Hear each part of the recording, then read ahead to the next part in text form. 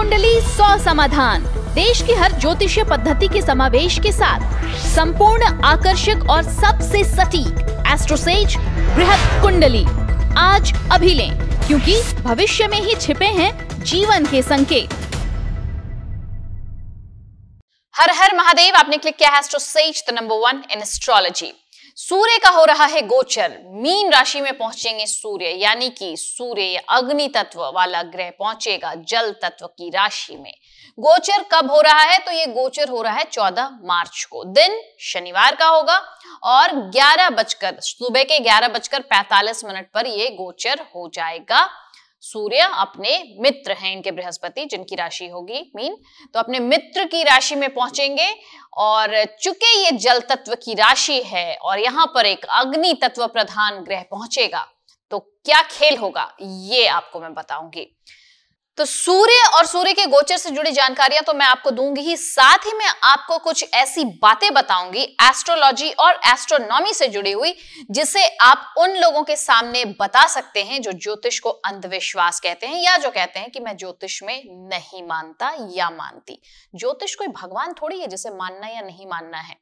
हम ईश्वर को, हम ऑलमाइटी पे मानते या नहीं मानते हैं, उन पर विश्वास रखते या नहीं रखते हैं। ज्योतिष तो ज्ञान है, विज्ञान है, इसे मानना नहीं मानना ये कैसी लॉजिक है। खैर, लॉजिक मैं आपको देती हूं कि ये जो हमारा यूनिवर्स है, जो ब्रह्मांड है, ये दरअसल है क्या और सूर्य यहाँ पर कहाँ है, और सूर्य को नकारने वाले या ज्योतिष को नकारने वाले वो क्या स्थिति रखते हैं, किस पोजीशन पर हैं, और बहुत ज्यादा रॉ लैंग्वेज में कहें तो उनकी औकात क्या है, ये आप समझा सकते हैं उन्हें।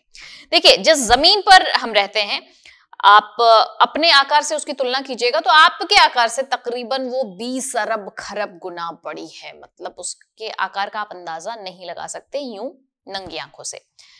और जब सूरज की आप बात करिएगा तो यही सूरज हमारी जमीन से, जो सोलर सिस्टम का प्लैनेट हमारा अर्थ, हमारी जो जमीन है, इससे ये सूरज 10 लाख गुना बड़ा है। अब धरती से 10 लाख गुना बड़ा सूरज है, तो सोचिए इससे भी बड़ी कोई चीज है क्या? है ना। अब सूरज से बड़ी कौन सी चीज है, कौन सा ग्रह है? सूरज से बड़ा जो ग्रह है वो है ईटा के राई नाम का सितारा। ये भी सितारा है, यानी कि ये भी ग्रह है। 50 लाख गुना बड़ा है ये सूरज से। इसके बाद जो सितारे का नाम आता है वो है बीटल जूस, जो हमारे सूरज से तकरीबन 30 करोड़ गुना बड़ा है। और इसके बाद जो सितारे का नाम आता है वो है VY कैनिस मेजोरिस। इस सितारे का आकार कितना है? अगर सूरज से तुलना कीजिएगा तो 1 अरब गुना बड़ा है ये सितारा। अब ये सारे हैं कहां? ये हमारे सोलर सिस्टम में तो नहीं, लेकिन कहीं तो हैं, और जहां है सोचिए इतने बड़े आकार में है तो कितना प्रभावशाली होंगे और कितना प्रभाव रखते होंगे। क्या इनका प्रभाव हम पर पड़ता है? नहीं, इस पर हम नहीं आ रहे हैं कि इनका प्रभाव हम पर पड़ता है या नहीं, लेकिन हमारा ब्रह्मांड कितना खूबसूरत है और कितना विशाल है ये समझाने की मैं कोशिश कर रही हूं। और इसी ब्रह्मांड में एक छोटी सी गैलेक्सी हमारी है, जिसे आकाशगंगा हम कहते हैं। ये गैलेक्सी जो हमारी अपनी गैलेक्सी है, जिसमें हमारा सोलर सिस्टम एग्जिस्ट करता है, उस आकाशगंगा का आकार क्या है? क्या इससे भी बड़ा कुछ है? हाँ, इससे भी बड़ा कुछ है, और इससे भी बहुत बड़ा कुछ है। तो जिस गैलेक्सी में हम रहते हैं इसका नाम मिल्की वे या आकाशगंगा है। और इस मिल्की वे में हमारे जैसे सोलर सिस्टम में जो सूरज है, हमारे जैसे सूरज 300 अरब से ज्यादा हैं सिर्फ एक मिल्की वे में। और ये मिल्की वे, ये आकाशगंगा इतनी विशाल है कि अगर आप कोई ऐसी चीज पर सवार हो जाए, कोई गाड़ी वाड़ी, या आपको पंख मिल जाए, तो आप 1 सेकंड में 30 लाख किलोमीटर का फासला तय करते हो अगर आपके पास ऐसे पंख हो। यानी कि 1 सेकंड में दुनिया के 7 चक्कर अगर आप लगा सकते हो, तो भी हमारी जो मिल्की वे है इसको पार करने में आपको कितना वक्त लग जाएगा अंदाजा है? 1 लाख साल लग जाएंगे आपको। ये है हमारी मिल्की वे, हमारी आकाशगंगा। जब ये इतनी विशाल है तो इससे विशाल भी कुछ हो सकता है। हाँ, है ना, हमारी पड़ोसी आकाशगंगा, उनका नाम है एंड्रोमेडा। और ये गैलेक्सी हमारी गैलेक्सी से दुगुनी बड़ी है। अगर आपको पंख मिल जाए और आप ट्रैवल करेंगे यहाँ पे, तो आपको 2 लाख साल लग जाएंगे। लेकिन ये भी छोटी है, क्योंकि M81 नाम की जो गैलेक्सी है वो इससे 60 टाइम्स ज्यादा बड़ी, यानी कि 60 गुना ज्यादा बड़ी है। और IC 1011 नाम की जो गैलेक्सी है वो हमारी गैलेक्सी से 600 टाइम्स बड़ी है। अब आप अंदाजा लगाइए कि ये ब्रह्मांड कितना विशाल है। तो क्या इतनी विशाल चीजें आपके जीवन पर असर नहीं डालती होंगी? जब एक छोटा सा मॉलिक्यूल, एक छोटा सा एटम, आपकी जो बॉडी है या कुछ भी चीजें जो बनी होती है उनका बेस क्या होता है आपको पता है।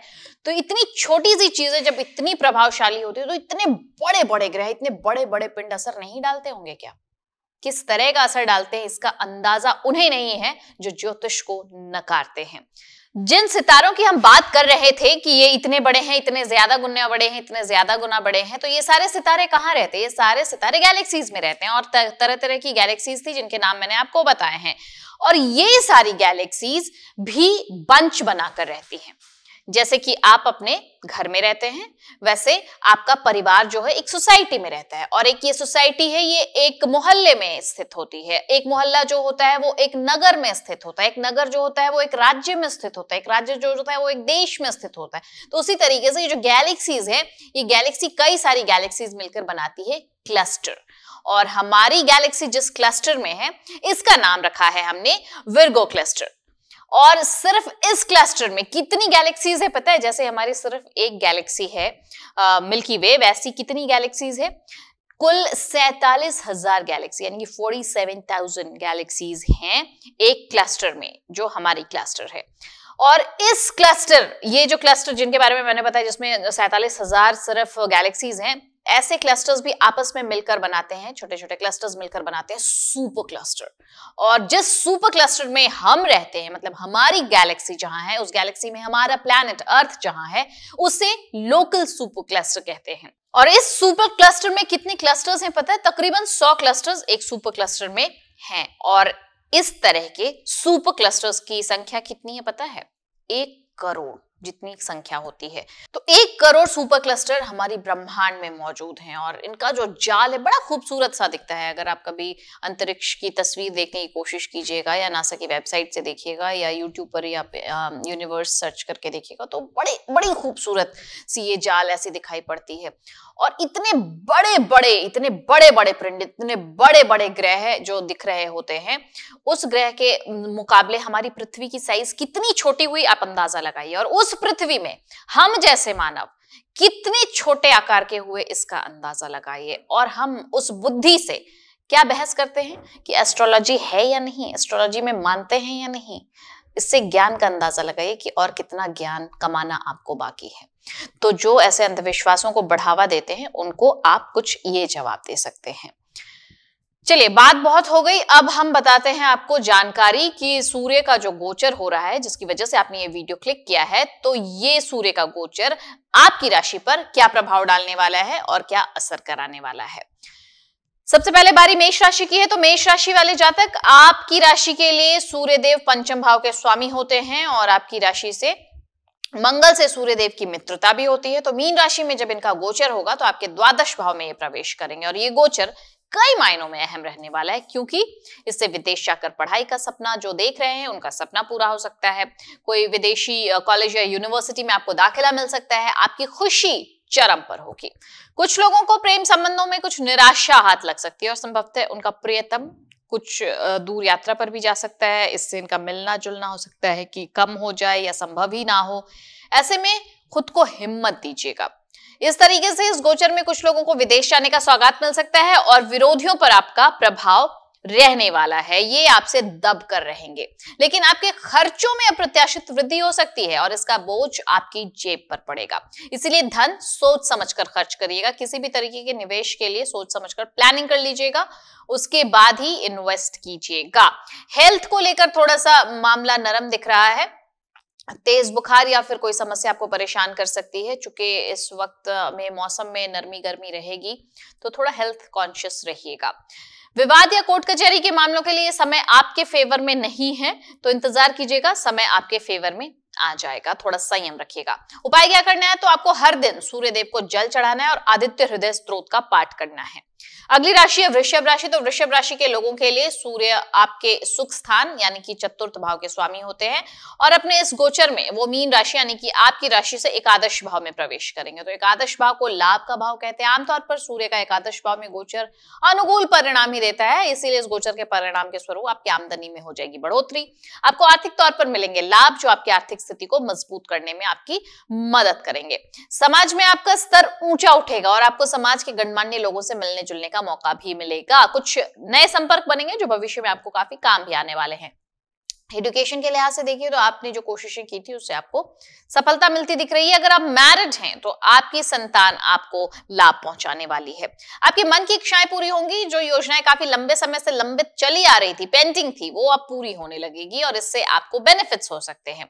आपका आत्मबल बढ़ेगा। परिवार के लोगों से आपका तालमेल भी सुधरेगा और आपके वर्क प्लेस पर वरिष्ठ अधिकारियों से भी आपकी स्थिति पहले के मुकाबले काफी बेहतर बनेगी और इससे आपको लाभ मिल सकता है।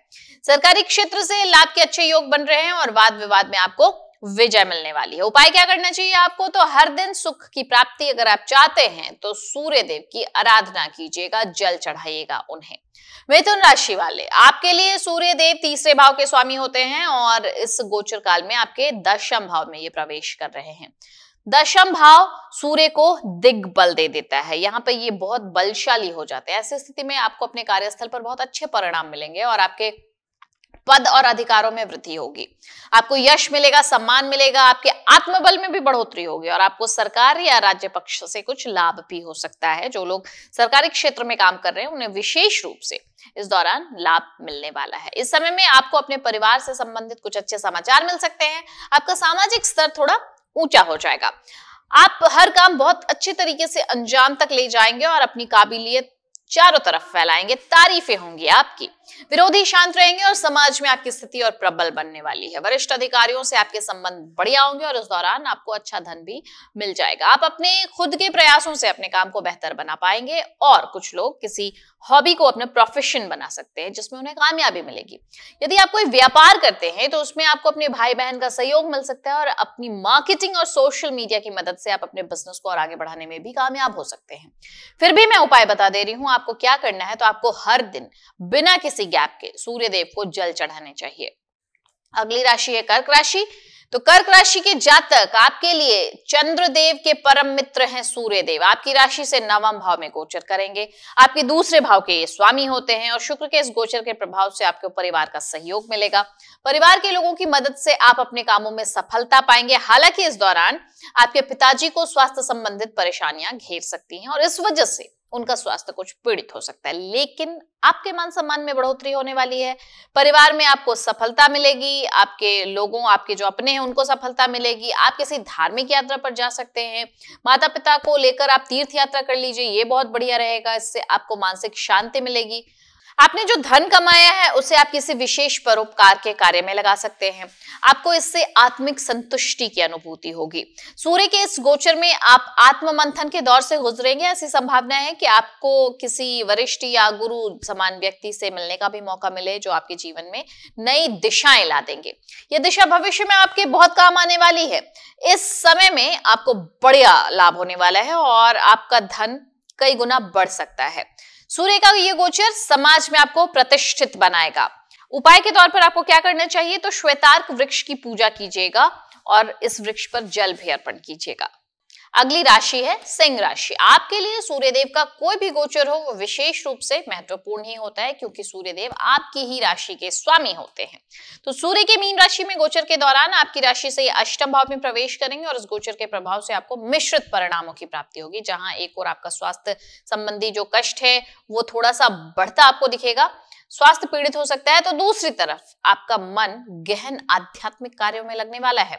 यदि आप ध्यान लगाते हैं तो ये समय आपके लिए अनुकूल रहने वाला है और आपको अच्छे अनुभव भी होने वाले हैं। सरकारी क्षेत्र में इस दौरान कुछ समस्या उत्पन्न हो सकती है। यदि आपने कोई राज छुपा कर रखा है तो वो बाहर आ जाएगा। इससे आपकी छवि को नुकसान पहुंच सकता है। इसके अलावा आपने कोई शासन के विरुद्ध काम किया है तो इस दौरान आपको दंडित भी किया जा सकता है। यानी कि अगर आपने कभी हेलमेट लगाकर गाड़ी नहीं चलाई थी तो आपके घर चालान पहुंच सकता है। ये मैंने उदाहरण के तौर पे बताया। आपकी आमदनी में सामान्य रूप से गिरावट भी यहाँ दर्ज हो रही है। बेवजह की यात्राओं पर जाने की संभावना हो सकती है और इस दौरान आपको अपने मान सम्मान यश को लेकर थोड़ा सा अलर्ट रहना चाहिए, क्योंकि विरोधी आपके विरुद्ध कुछ षड्यंत्र कर सकते हैं। इससे आपको मानसिक और सामाजिक रूप से परेशान होना पड़ सकता है। धार्मिक आचरण रखिएगा और पिता के स्वास्थ्य की देखभाल कीजिएगा, आपको फायदा होगा। उपाय के तौर पर आपको क्या करना चाहिए, तो गले में सोने का बना सूरज धारण कीजिएगा, जिसमें रश्मियां निकल रही होती है सूरज की, उस तरीके की आकृति की लॉकेट बनवा लीजिए और इसे सोने की चेन में अगर धारण कर सकते तो बहुत बढ़िया, नहीं तो लाल धागे में धारण कर लीजिए। ये रविवार का दिन सुबह 8 बजे के पहले पहन लीजिएगा तो बढ़िया रहेगा।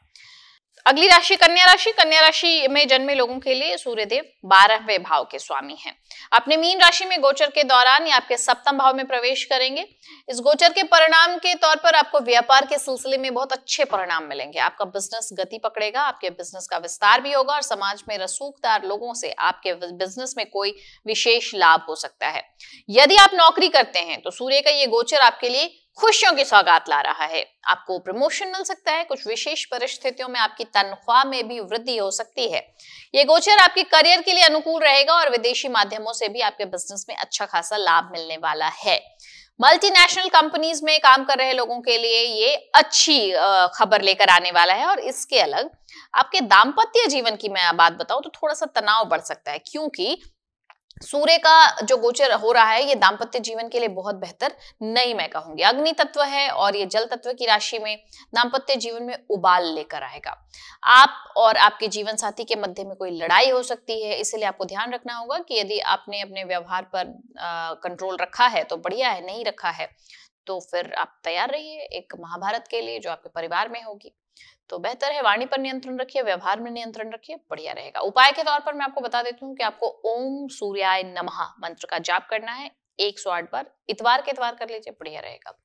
तुला राशि वाले आपके लिए क्या है, तो सूर्य देव आपके लाभ भाव के स्वामी होते हैं, क्योंकि ये आपके एकादश भाव पर अपना अधिकार रखते हैं। मीन राशि में जब ये गोचर करते हैं तो आपकी राशि से 6ठे भाव में ये प्रवेश करते हैं। 6ठे भाव में सूर्य का गोचर आमतौर पर लाभदायक साबित होता है, इसीलिए आपको इस गोचर के दौरान कोर्ट कचहरी से जुड़े मामलों में सफलता मिल जाएगी। यदि आप किसी पर मुकदमा दाखिल करना चाहते हैं तो उसमें भी आपको सफलता मिलेगी। आमदनी में थोड़ा इस वक्त नमी यानी कि कुछ कम रह सकती है आपकी आमदनी, ऐसा वक्त है। आर्थिक तौर पर मजबूती के लिए कुछ ठोस फैसले लीजिए, क्योंकि आप सेविंग्स नहीं कर पाते, इस वजह से दिक्कत हो जाती है। तो खर्चे होंगे, लेकिन शासन प्रशासन से आपको सहयोग मिल जाएगा।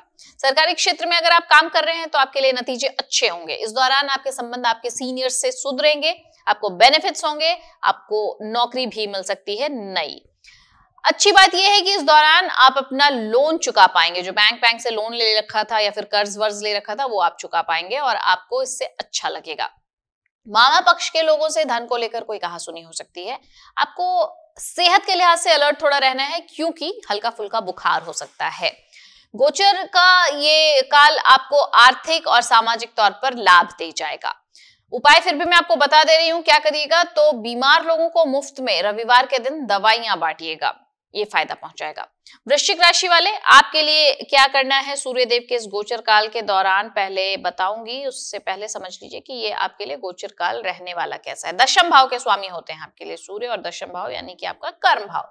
सूर्य मीन राशि में गोचर कर रहे हैं और आपकी राशि से 5वें भाव में प्रवेश करेंगे, और इसका परिणाम क्या होगा कि आपके वर्क प्लेस पर थोड़े बहुत उतार चढ़ाव हो सकते हैं। ऐसी संभावना है कि यदि आप नौकरी करते हैं तो आप उसे बदलने की ख्वाहिश रखेंगे, दूसरी नौकरी ढूंढने की कोशिश करने लगेंगे। कुछ लोग इस दौरान नौकरी से हाथ भी धो सकते हैं, लेकिन जो लोग किसी तरीके के व्यापार में शामिल हैं उन्हें इस गोचर से काफी अच्छे परिणाम मिलेंगे और उनका व्यापार अच्छा धन मुहैया कराएगा। समाज के रसूखदार लोगों से संबंध का आप लाभ उठा सकते हैं, ये बढ़िया वक्त है। ये गोचर की अवधि आपको संतान से संबंधी कोई बड़ी खबर दे सकती है। यदि आप एक विद्यार्थी हैं तो आप खूब मन लगाकर पढ़ाई कीजिएगा, क्योंकि आपको ये वक्त सपोर्ट करने वाला है। जो आप पढ़ेंगे आपको याद हो जाएगा, समझ में आ जाएगा। हाँ, इसके अलावा आपके थॉट्स में बदलाव आएंगे और ये बदलाव आमूल चूल होंगे। आप देश और दुनिया की घटनाओं से काफी प्रभावित महसूस करेंगे, कनेक्टेड फील करेंगे। इसके अलावा आपके पिताजी को इस समय में आपके काम में कुछ गिरावट महसूस हो सकती है, वो शिकायत कर सकते हैं आपसे। इधर नौकरी में आपको अगर अच्छे रिजल्ट्स चाहिए तो अपने सीनियर से संबंध अच्छे रखिएगा। उपाय क्या करना है, तो तांबे के पात्र में लाल मिर्च के जो बीज होते हैं वो मिला लीजिए और सूर्य देव को अर्घ दीजिए सुबह, फायदा होगा। अगली राशि है धनु। तो धनु राशि के लोगों के लिए सूर्य देव चूंकि आपके भाग्य के स्वामी होते हैं और आपकी कुंडली में नवम भाव पर अपना ये अधिकार रखते हैं, तो सूर्य के मीन राशि में गोचर के दौरान आपकी राशि से चौथे भाव में प्रवेश करेंगे। इस गोचर के फलस्वरूप आपको मिश्रित परिणाम मिलेंगे और इनमें पारिवारिक जीवन में कुछ असंतुष्टि, कुछ तालमेल का भाव देखने को मिल सकता है और परिवार में विशेष रूप से आपकी माता जी का स्वास्थ्य बिगड़ सकता है। आप परिवार पर प्रभुत्व स्थापित करने की कोशिश कर सकते हैं और खुद को श्रेष्ठ दिखाने की होड़ में आप सबसे आगे निकलना चाहेंगे। हालांकि आपको इससे बचना चाहिए, अहम को हावी मत होने दीजिएगा। अगर आपने अपने अहम को हावी होने दिया तो पारिवारिक संबंधों पर इसका नेगेटिव इफेक्ट हो सकता है और परिवार के लोग के लिए आपको कटु वचनों के प्रयोग से भी बचना चाहिए। इससे परे वर्क प्लेस पर आपको अच्छे रिजल्ट्स मिलेंगे। आप भाग्य की बदौलत अपने वर्क प्लेस पर मान सम्मान पाएंगे और आपको कुछ अलग से अधिकार भी मिल जाएंगे। कुछ लोग नौकरी में ट्रांसफर के बाद अच्छी पोजीशन भी पा सकते हैं और इससे वो खुश भी रहने वाले हैं। इसके अलावा सरकार से कोई इनको लाभ मिल सकता है। कोई प्रॉपर्टी वगैरह खरीदने की कोशिश कर रहे हैं तो वो सफल हो जाएंगे। जो लोग अपने घर से दूर रह रहे हैं उन्हें इस दौरान घर वापस लौटने का मौका भी मिल सकता है और परिवार के लोगों से मिलकर उनका मन थोड़ा भावुक हो सकता है। आर्थिक तौर पर यह गोचर सामान्य फल देने वाला है। आपको उपाय क्या करना है, तो आपको बेहतर गुणवत्ता का अगर माणिक मिल जाए तो ये धारण कीजिएगा। इससे आप शुक्ल पक्ष के रविवार के दिन अपनी अनामिका उंगली में पहन सकते हैं, फायदा होगा। अगली राशि है मकर राशि। मकर राशि के लोगों के लिए सूर्यदेव आपके आयु भाव के स्वामी होते हैं, यानी कि अष्टम भाव के स्वामी। लेकिन वैदिक ज्योतिष के अनुसार सूर्य को अष्टमेश होने का दोष नहीं लगता। अपने पुत्र शनि की राशि मकर में उनके पिता सूर्यदेव का गोचर तीसरे भाव में प्रवेश हो रहा है। आमतौर पर तीसरे भाव में सूर्य का गोचर अनुकूल ही रहता है, लेकिन अष्टम का स्वामी जब तीसरे में जाएगा तो स्वास्थ्य के लिहाज से थोड़ा सा समय कमजोर हो जाएगा। ऐसी स्थिति में इस गोचर के परिणाम स्वरूप आपके स्वास्थ्य में गिरावट देखी जाएगी। केवल इतना ही नहीं, आपके माता पिता के स्वास्थ्य पर भी असर होगा और उनका स्वास्थ्य जो है वो थोड़ा कमजोर हो जाएगा। बावजूद इसके आपके प्रयासों में कमी नहीं आएगी। आप बिजनेस में रिस्क लेंगे और आगे बढ़ने की कोशिश करेंगे। कुछ लोग इस दौरान नौकरी में ज्यादा कॉन्फिडेंस के साथ काम करते हुए दिखेंगे और इसका रिजल्ट्स पे इन्हें पॉजिटिव मिलेगा। हाँ, संबंधों में थोड़ी छोटी दूरी की यात्राएं हो सकती है। हो सकता है कि आप किसी तीर्थ यात्रा पर चले जाएं परिजनों को लेकर। मान सम्मान में इससे आपकी बढ़ोतरी होगी और कुछ ऐसे आप चुनौतियों का सामना कर जाएंगे, सामना करके आगे बढ़ जाएंगे, इन चुनौतियों को हरा देंगे और इसका बेस होगा आपका बाहुबल। ये गोचर आपके छोटे भाई बहनों के लिए बहुत ज्यादा अनुकूल नहीं रहेगा। इस दौरान थोड़ा उनका ध्यान रखिएगा, उनको आपकी जरूरत होगी। उपाय क्या कीजिए, तो अच्छे स्वास्थ्य के लिए शमी वृक्ष की पूजा कीजिएगा, उन्हें जल चढ़ाइएगा, इससे फायदा होगा। अगली राशि है कुंभ राशि। तो सूर्यदेव आपकी राशि के लिए सप्तम भाव के स्वामी होते हैं और मीन राशि में गोचर कर रहे हैं और आपकी राशि से दूसरे भाव में प्रवेश करेंगे। इस गोचर के प्रभाव से आपके जीवन साथी के स्वास्थ्य में कुछ कमी हो सकती है और आपका स्वास्थ्य भी कुछ डगमगा सकता है। इस समय में आपके और आपके जीवन साथी के बीच विचारों का टकराव भी संभव है। ऐसे में आपको थोड़ा ध्यान रखना चाहिए और कोई काम ऐसा ना हो जिससे कि बात का बतंगड़ बन जाए। दूसरी ओर आपका जीवन साथी परिवार के प्रति अपनी सारी जिम्मेदारियां निभाएगा और अच्छे से निभाएगा। इससे परिवार के लोगों में आप दोनों का ओहदा बढ़ जाएगा। आप दोनों पर पूरा परिवार स्नेह लुटाएगा। व्यापार के सिलसिले में आपको अच्छे रिजल्ट्स मिल सकते हैं। इस गोचर के दौरान आप सेविंग्स कर पाने में सफल होंगे। आपका बैंक बैलेंस बढ़ेगा, आपकी आर्थिक स्थिति मजबूत होगी, लेकिन आपके बातचीत के लहजे में थोड़ा सा घमंड, अभिमान आ सकता है। ऐसी स्थिति में बचने की कोशिश कीजिएगा, नहीं तो आपके रिश्ते बिगड़ जाएंगे, बनते हुए काम रुक जाएंगे। यदि आप पॉलिटिक्स में इंटरेस्ट रखते हैं तो इस दौरान आपकी पब्लिक इमेज अच्छी होगी और आप जनता की नजर में सम्मानित होंगे और आपको ये अच्छा लगेगा। उपाय क्या है इस पूरे गोचर काल को शुभ बनाने के लिए, तो गाय को गुड़ खिलाइए रविवार के दिन, फायदा होगा। अगली राशि मीन राशि। मीन राशि के लोगों के लिए सूर्यदेव आपके छठे भाव के स्वामी होते हैं और अपने गोचर की इस अवधि में ये आपके प्रथम भाव में प्रवेश करेंगे, यानी कि आपकी ही राशि में ये प्रवेश करने वाले हैं। इस वजह से ये गोचर आपके लिए कितना महत्वपूर्ण होगा अंदाजा लगाइए। इस गोचर के प्रभाव से आपके स्वास्थ्य में कुछ कमी देखने को मिल सकती है और आपको स्वास्थ्य उतार चढ़ाव हो सकता है। विशेष रूप से खान पान की आदतों को सुधार कर रखिएगा, नहीं तो आप मुसीबत में पड़ जाएंगे। जरूरत हो तो डॉक्टरी परामर्श जरूर लीजिएगा। इस गोचर के प्रभाव से दाम्पत्य जीवन में कुछ तनाव बढ़ेगा। आप और आपका जीवन साथी आपके बीच में अहम का टकराव हो सकता है। ऐसी स्थिति में आपको ही थोड़ा ध्यान रखना होगा, क्योंकि गलती ज्यादा आपकी तरफ से रहेगी तो माफी भी आप ही को मांग लेनी चाहिए। व्यापार के मामले में भी इस गोचर में आपको अच्छे परिणाम मिल सकते हैं, बशर्ते कि आप अपने गुणों और अपनी क्वालिटी के हिसाब से बिजनेस टिप्स और ट्रिक्स अपनाइएगा। ये आपको बिजनेस में सफलता दिलाएगी, लेकिन साझेदार से आपके संबंध अच्छे नहीं रहेंगे। इस दौरान आप सुदूर व्यापारिक यात्रा भी कर सकते हैं। ऐसी यात्राएं आपको लाभ पहुंचाएंगी। दोनों लेवल पर ये लाभ मिलेगा आपको, मेंटल लेवल पर भी होगा, फाइनेंशियल लेवल पर भी होगा। तो इस तरीके के लाभ आप उठा सकते हैं। इस दौरान आप अपनी पर्सनालिटी को ग्रूम करने का भी काम कर सकते हैं। आपकी पर्सनालिटी निखर कर सामने आएगी। तो दो सेक्टर्स में आपको मेहनत करने की जरूरत है, एक आपका दाम्पत्य जीवन और दूसरा आपकी सेहत। अलर्ट रहिएगा इन चीजों को लेकर। उपाय के तौर पर मैं आपको बता देती हूँ, अगर रविवार के दिन आप गेहूं और गुड़ का दान करते हैं तो ये आपके लिए फायदेमंद रहेगा। चूंकि आपकी राशि मीन है तो आपको फायदा मिलेगा। तो मीन राशि की भविष्यवाणी के साथ साथ सूर्य के गोचर का प्रभाव आप सभी 12 राशियों पर क्या रहेगा, ये मैंने आपको जानकारी दे दी। इसके साथ मेरा काम यहाँ होता है खत्म और आपका काम होता है शुरू। आपके वही 3 काम है। अगर आप अभी भी नॉन सब्सक्राइबर हैं, फौरन चैनल सब्सक्राइब कर लीजिए। अगर आपने सब्सक्राइब कर रखा है, बहुत अच्छी बात है। इसी तरीके के आपके प्यार और सपोर्ट की जरूरत है हमें। आप और 5 लोगों को बोलिए चैनल सब्सक्राइब करने को, और काम पूरा होते ही कमेंट सेक्शन में लिखिए पूरे 5। इसके अलावा नोटिफिकेशन पर वापस लौटने की आदत डालिए, क्योंकि मैं आती हूं आपके भविष्य की जानकारी। तो लौटिए अगली नोटिफिकेशन पर, तब तक ख्याल रखिए अपना। नमस्कार।